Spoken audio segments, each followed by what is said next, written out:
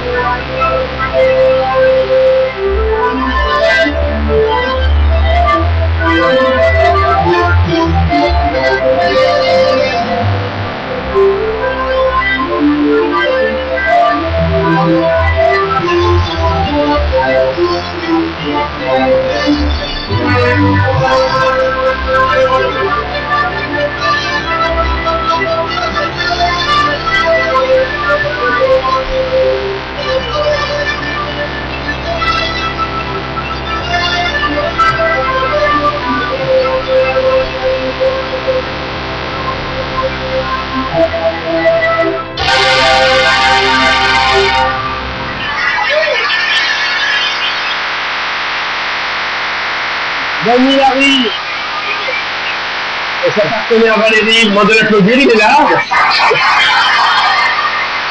Alors pour des raisons techniques, on a fait ça il y a quelques heures. Merci, merci beaucoup. C'est magique. Merci. Merci. Tiens. Le plaisir. Le vin, t'imagines, lui, quand par exemple, il veut prendre une douche et s'est occupé, il dit t'inquiète, je vais la prendre là-bas, ma douche. Le Grand Rex est 21 mars. Il est un roman. C'est fort. Quand vous irez présenter votre gala à Romans ou à Valence, Montélimar, faites un petit crochet, c'est là où il a son usine, car il fabrique chaque mois, pour l'émission Jean Cabaret de Patrick Sébastien, un numéro original, et certains se baladent dans le monde entier. Voilà. Certains, oui. À Las Vegas aussi. Oui. Justement, il y a un magicien de Vegas qui s'appelle comment, le plus grand actuellement Chris Angels. Qui lui a emprunté des tours et vice versa. Voilà. Et vous êtes tombé dans la bassine petite? Oui, comme Obélix dans la potion magique à l'âge de 8 ans. Alors, vous avez bien connu, mais bien connu. Quelqu'un qui a joué un rôle très important dans sa vie, c'est Christian Fechner. Christian Fechner a produit Chouchou, et Christian, vous l'avez vu, c'est votre complice. Il a été champion du monde de magie. Oui, oui. On a vu qui était Christian Fechner. Ouais, personne ne le sait. C'est d'abord un grand producteur de cinéma et en plus de ça, il était très très grand passionné de magie. Voilà. Et il était aussi magicien. Et il a fait un numéro qu'il a présenté un jour à un congrès de la FISM, la Fédération Internationale des Sociétés Magiques, et il a été premier prix, c'est-à-dire qu'il a été champion en du monde. 79. Exactement. Le voici. Champion du monde des magiciens. Son nom n'est pas connu du grand public et pourtant il est derrière une quarantaine de films, des Charlots, un Camille Claudel, en passant par Marche à l'ombre ou encore Les Amours de Pont-Neuf. Christian Fechner est producteur, d'un coup de baguette, il s'est transformé en réalisateur. L'homme est passionné de magie, il a même été champion du monde de grandes illusions.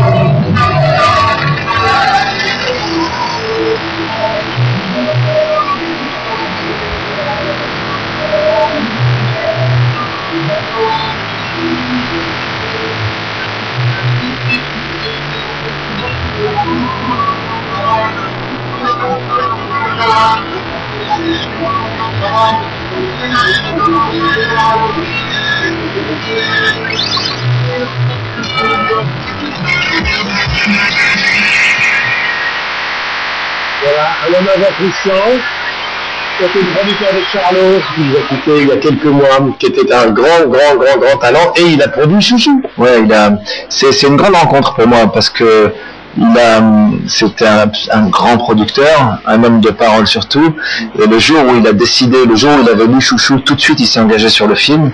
Il avait, je sais pas si tu as été dans ce bureau, il avait en dessous il avait un genre de musée quoi, de la magie. Il a écrit des bouquins sur la magie, il connaissait David Copperfield, je lui dis mais raconte-moi, Le Siegfried Roll. Ouais, Siegfried Roll, c'était quelqu'un de très important pour moi, Christian Fechner, vraiment. C'est grâce à lui que j'ai fait ce film aux côtés de Mirza Kaloua, Chouchou. Il y a cru très fort. D'ailleurs, il y a une scène dans Chouchou, on arrive beaucoup avec Christian, parce que dans Chouchou, au moment où on est en train de déjeuner, il y a la fameuse réplique j'adore les sushis, il y a des sushis qui commencent à voler. Il n'y a même pas de raison. C'est-à-dire que moi j'avais dit à Christian, on peut pas mettre un peu de magie. Il me dit, mais vous voulez qu'on mette de la magie? Je sais pas, à un moment donné, je veux, vous savez faire, ça met quoi? Ou est-ce que par exemple, quand il mange des sushis, qu'est-ce qu'on peut faire? Et là, il s'est pris la tête, il a appelé des gens que tu connais certainement, mais toute une bande qui a fait en sorte que les sushis volent. Et alors pendant des mois, la presse, tout le monde dit, mais pourquoi ces sushis volent? Je dis comme ça, parce que avec Christian Fechner, je voulais qu'il y ait un peu de magie. Voilà, je pense beaucoup. Qu'est-ce qu'il vous a dit, Christian, avant la sortie de Chouchou? Il m'a dit un truc qui me marquera à vie. Déjà, il m'a écrit un mot avant que le film sorte, il m'a offert un cadeau très précieux avant que le film sorte. Je dis bien avant que le film sorte, parce que c'est important, avant, parce qu'on ne sait pas ce qui va se passer, on ne sait pas si ça marche. Donc, c'était un homme de cœur, et puis il m'a dit un truc que je retiendrai toute ma vie, il m'a dit, avec son cigare, qu'il n'allumait jamais, il m'a dit, qu'est-ce que vous allez faire après Chouchou? Je lui ai dit, pourquoi? Il m'a dit, parce que si ça ne marche pas, vous allez être embêté. Et si ça marche, vous allez être très embêté. Très embêté. Et il avait rien. Il voulait parler des choix artistiques et du chemin. Alors j'ai une grande pensée pour lui et pour sa famille aujourd'hui. Ouais. Voilà. Mais il aurait été content. Il aurait été, je pense, très amusé en voyant Coco. On va parler de Coco dans un instant. On va remercier Denis Larvie, qui est au mois de mars. Ouais, au bon reste. Merci Denis. Oui, merci beaucoup. Le maître de l'illusion au grand.